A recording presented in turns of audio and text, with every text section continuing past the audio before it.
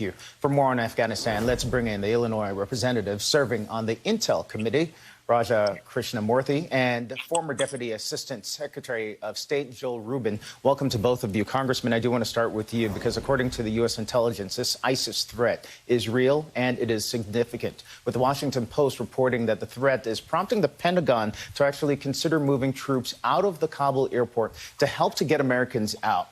How big is this operation going to get? And how dangerous is it right now from what you're learning? It's dangerous, and I'll be learning more tomorrow at our intelligence briefing.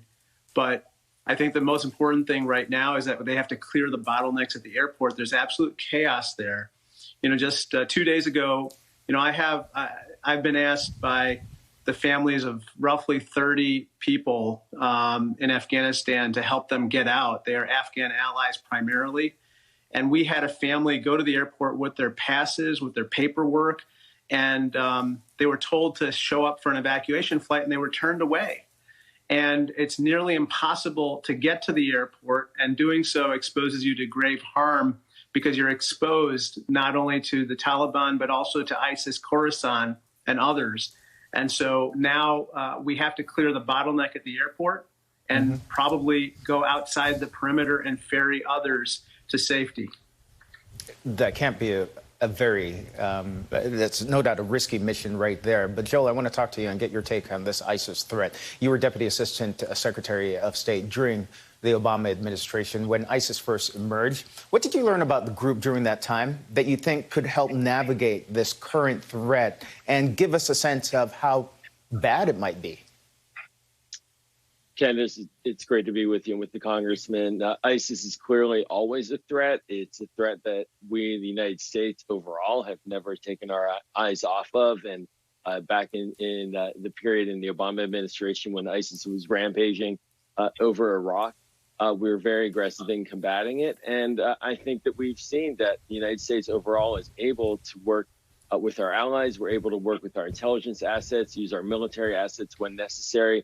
And as even Josh Letterman reported, ISIS and the Taliban did not see eye to eye. So there are a lot of factors here at play. Clearly, they want to take advantage of an opportunity in a very despicable manner, harming families like the ones that the Congressman is referring to potentially. And I think that our military and our intelligence assets understand how to take on that threat. But one should not be surprised. This is a difficult situation, which goes to the overall point, which is that President Biden's choice of moving us out of Afghanistan was the right one. It was the one that helps us to extract from these dynamics. It was not going to be easy, and now we're seeing the result of how hard it can be. But I'm confident that we have the plans to combat ISIS in this instance as well. Actually, Joel, since you're on it, would your old boss have done it the same way that President Biden is doing this? The same extraction, the way it is right now? Would it have played out under Obama like it is right now? This extraction is unprecedented. This extraction, imagine airlifting thousands of people out of a hostile environment in a repetitive manner, day after day after day, with, as the report showed, physical harm and challenges that those who are trying to leave are facing. So I think, yes, we would have seen President Obama in a similar dynamic, pulling out refugees and others from that situation in that same manner. But that wasn't the case back in 2014, 2015 in Iraq.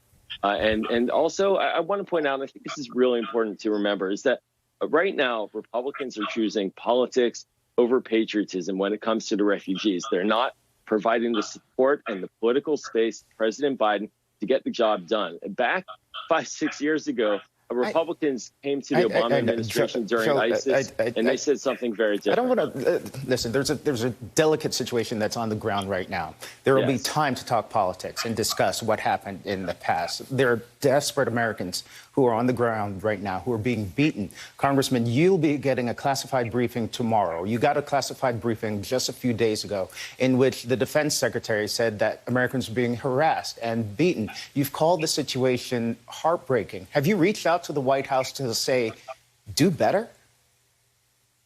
Absolutely. I think that right now, first of all, I want to say a special thank you to all the men and women who are on the ground in our armed forces who are securing the airport and they cannot be blamed for any of this situation that they've been reinserted into.